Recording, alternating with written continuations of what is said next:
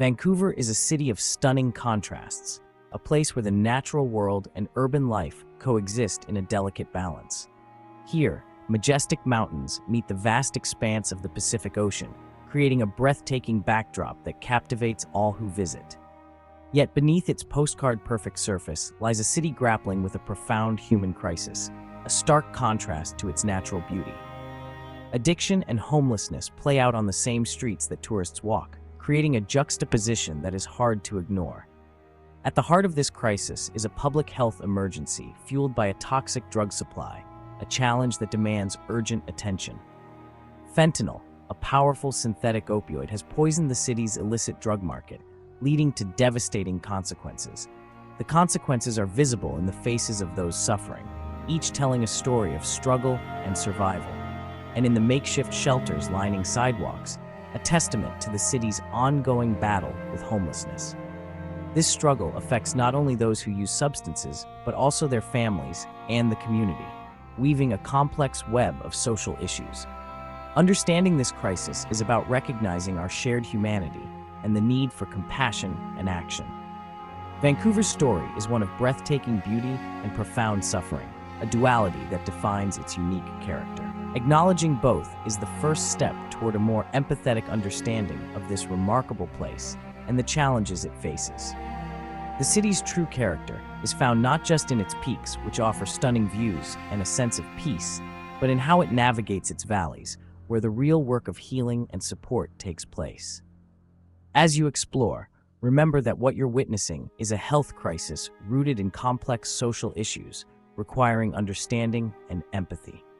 Vancouver's identity includes both its natural beauty, a source of pride and joy for its residents, and its urgent human struggle, a call to action for all who care about this vibrant city.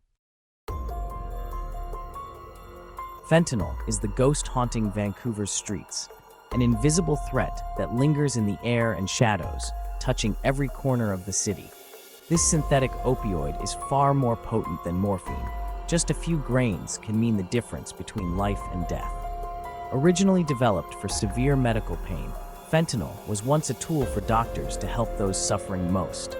But now, it has flooded the illegal drug market, slipping out of hospitals and into the hands of traffickers. Drug traffickers mix it into substances like heroin and cocaine, often without users' knowledge, making every dose a gamble. The danger lies in its sheer strength.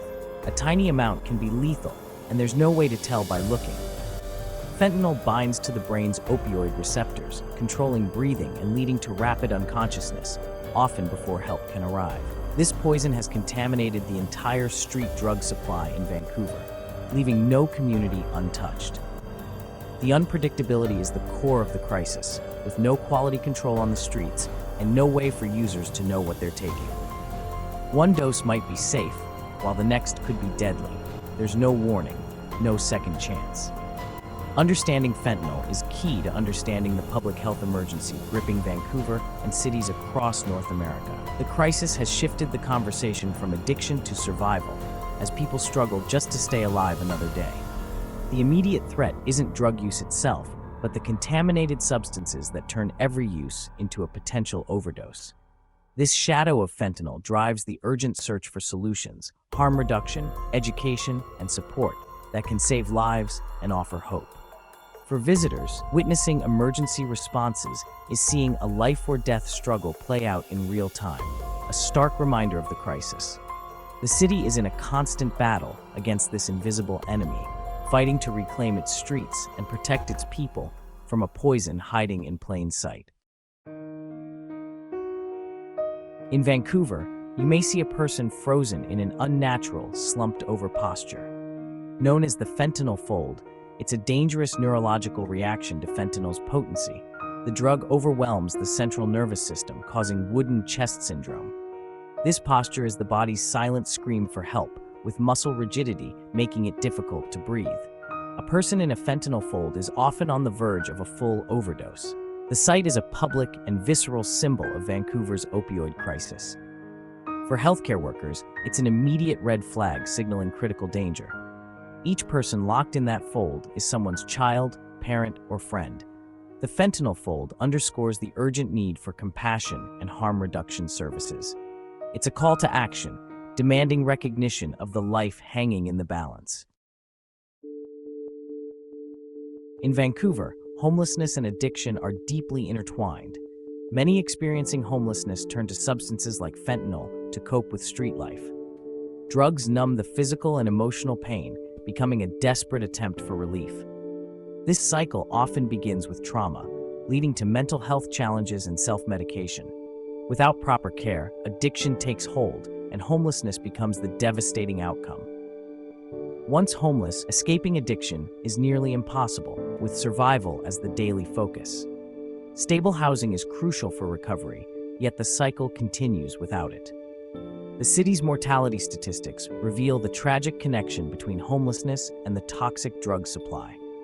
Addressing the crisis requires seeing the whole person and providing both a home and addiction treatment. Vancouver is actively creating lifelines for its most vulnerable residents, working tirelessly to address urgent needs in the community. The Bridge Shelter Project is a comprehensive center for healing, support, and transition to a better life. It offers integrated wraparound care, including safe shelter, nutritious meals, and access to clean showers. On-site medical care and pathways to addiction treatment help residents begin their journey toward recovery. The project aims to remove barriers to help, offering hope and rebuilding lives step by step. Employment services help residents regain financial independence and build brighter futures. The shelter is a long-term investment in human potential, despite ongoing funding challenges and obstacles. It represents a shift from simply managing a crisis to truly resolving it for good. For those it serves, the shelter is a promise of a second chance and a vital lifeline for the future. In a bold and unprecedented move, British Columbia launched a pilot program decriminalizing small amounts of certain drugs, making headlines across the country and drawing international attention.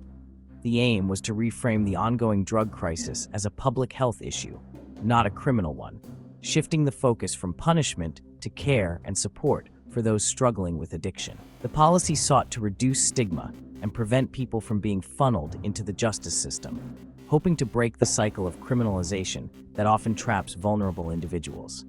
By removing the fear of arrest, it encouraged more people to seek healthcare and support services, making it easier for them to access life-saving resources and treatment options. However, despite these efforts, the overdose crisis continued, fueled by a toxic and unpredictable drug supply that claimed countless lives and devastated families. Critics argued the policy enabled addiction and failed to address root causes, while supporters insisted it was unfairly blamed for problems it was never meant to solve. In 2024, facing mounting pressure, the province decided to recriminalize drug possession in public spaces, reversing the earlier policy. This reversal sparked intense debate, with many experts and advocates arguing the policy wasn't given enough time or resources to show its full impact. The story of decriminalization in British Columbia is a powerful lesson in the challenges and complexities of progressive drug policy reform. Ultimately, it highlights the urgent need for a comprehensive, coordinated approach to address the ongoing crisis and support those most affected. Decriminalization taught a powerful lesson. Changing laws isn't enough.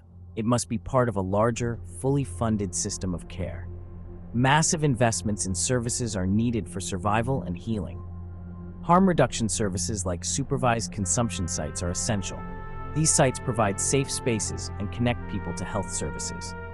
Beyond keeping people alive, real pathways to recovery are crucial. Accessible addiction treatment options and mental health care are needed. Stable, supportive housing is vital for focusing on well-being. The crisis is one of disconnection from community, purpose, and self. A health-centered approach builds bridges and tells people their lives matter. Supporting this shift toward compassion is the path to healing for individuals and the city.